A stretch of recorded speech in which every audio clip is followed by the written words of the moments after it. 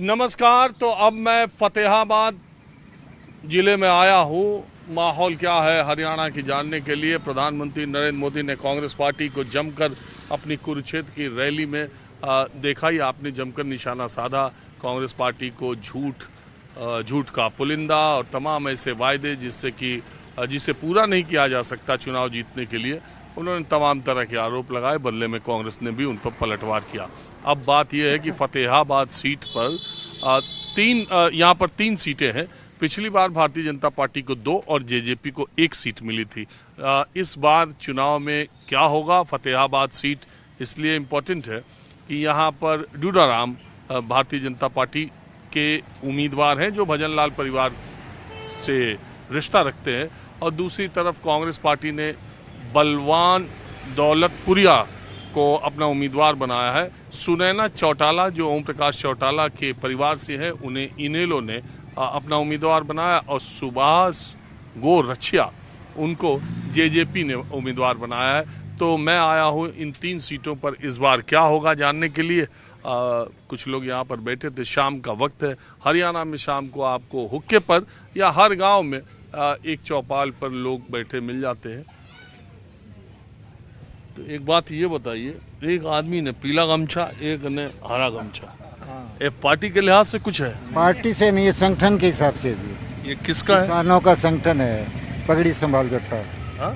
पगड़ी संभाल जट्टा किसान संघर्ष समिति। ओ, पगड़ी संभाल जट्टा। और आपका? पगड़ी संभाल जट्टा हरियाणा संघर्ष समिति का। तो ये अलग अलग रंग के रंग तो ये किसानों का ही है। जहाँ जाते हैं वो पटका पहना देते हैं किसानों को। नहीं, लेकिन फिर ये पीला नहीं, पीला भी चलता है, हरा भी चलता है। किसानों के ये तो किसानों का दिया हुआ है। तो क्या नाम है आपका? था ब्रिजलाल कड़वासरा। हाँ? ब्रिजलाल कड़वासरा। ब्रिजलाल जी, क्या लग रहा चुनाव में? कुछ कहानी समझ में आ रही? हाँ, कुछ समझ में तो आ रही है जी। कैसे? वैसे बीजेपी की लहर कुछ भी नहीं है, इस बार कांग्रेस की लहर चल रही है पूरे हरियाणा के अंदर, और यह भी फतेहाबाद जिले के अंदर यही बात है पूरी। और ये जेजेपी और बीजेपी? जेजेपी तो रिजेक्टेड पार्टी है, उसका तो कोई वजूद ही नहीं है और बिल्कुल भी।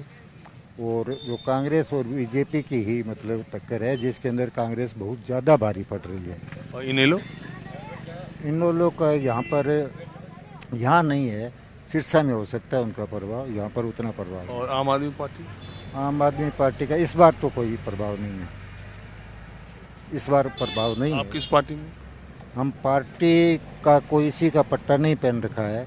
हम तो जो किसान मजदूरों के लिए जो कोई भी पार्टी अगर उनकी जो समस्याएं हैं उनको समाधान करे, हम तो उसकी तरफ हैं। लेकिन हमारा एक मकसद ज़रूर है कि बीजेपी और जेजेपी को हराया जाए, क्योंकि इन्होंने मतलब किसान मजदूर छोटे व्यापारियों का, नौजवान लोग हैं जो नौकरी पेशा वालों का, उनका बहुत ज़्यादा नुकसान किया है। क्या सुन रहे हो? अरे कान तो दिए जा रहे थे पूरा सुनने के लिए। क्या बोलते हो? के बने यार बोल रहे करे फद्दू सारी बात देश में ज्यादा झूठी ना ना के कौन सुनने मैंने किसी पार्टी में किसी के अटू देना मार बाऊ किसा जीतो मार बाऊ किसा यारो मार तो मजदूरी है नहीं कमाया मिली कोई कौन दे, सब आपका लुटेरा ठगी खोरा है देश में। क्यों कहा पे रोटियां नीचे खिरा दे। अब तो आई काको कई राहत दौड़ी वोट मांगी फिर जीती ही नहीं, न लांडियो लगा दी 5 साल बात ही कौन रहा है, कोई कौन दे दो अट्टो बरे कोई कमाया मिली। एक बात है, बात सही कही है। हाँ तो पकड़ी काको कही ताऊजी राम राम फलानिया राम राम और पता जीती नहीं नंद कौन है किसे काम हुआ तो मैं डरूंगा नहीं। अच्छा एक बात है, ये यहाँ से राजस्थान का बॉर्डर कितनी दूर है? नज़दीक है, थोड़ी सी दूर है। कितना? ज़्यादा 15 और 20 किलोमीटर। हाँ, तो यहाँ की बोली पर बागड़ी बोली इस इलाके राजस्थान का बहुत असर दिखाई देता है। बागड़ी बोली है जी, है ना? बागड़ी बोली है जी, ये राजस्थानी बोली है। हाँ, तो राजस्थान से ही पुराने जो बुजुर्ग आए हुए हैं लोग यहीं पर बसे हैं राजस्थान। अच्छा, तो आपके विचार से क्या लग रहा? विचार से बदलाव चाहते हैं जी हम तो। कांग्रेस की लहर है, कांग्रेस आएगी अब के बार। पिछली बार तो फतेहाबाद से एक भी सीट कांग्रेस को न मिली। पिछली बार नहीं मिली, अब की बार मिली। की बात कांग्रेस को मिलेगी, देखता रहियो कोई भी। अब सबके बोलने में बोल रहे हो।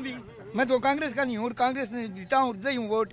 70 सीट आई हरियाणा में कांग्रेस की। हाँ चलो, तो एक बात बताइए, ये जो बहुत लोग कह रहे हैं कि हो सके कि किसी को बहुमत ना मिले, तीसरे निर्दलीय और ये आजाद उम्मीदवार भी जीत जाए। नहीं जी, कांग्रेस को बहुमत मिलेगा।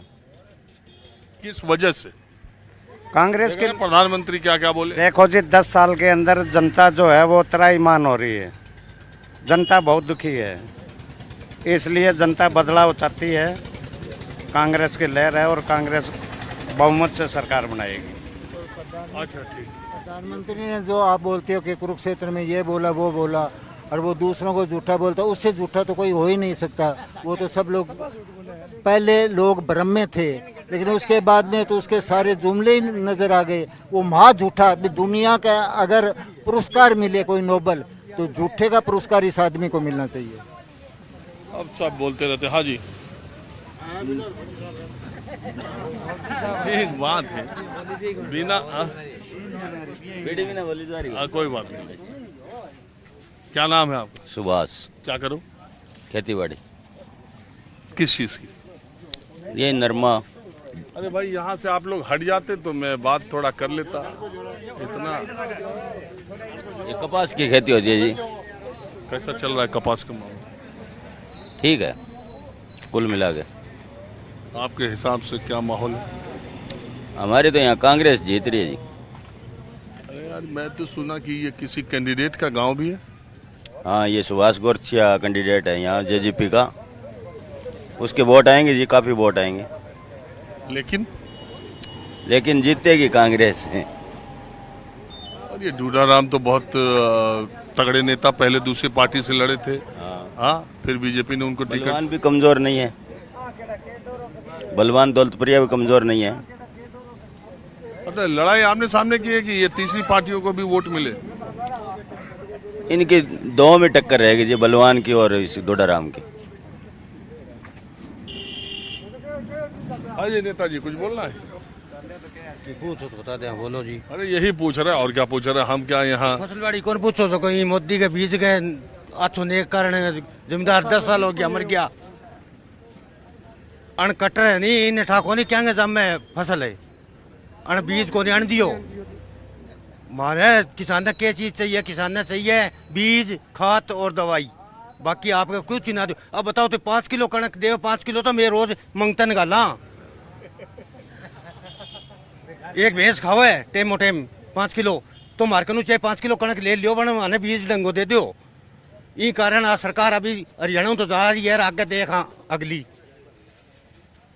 हाँ जी, बोलो, कुछ बोलना है? ना क्या बोलना है, बोल रही है। हाँ? बोला नहीं। चलिए ठीक है, अब मैं दूसरी तरफ चलता हूँ। अब मैं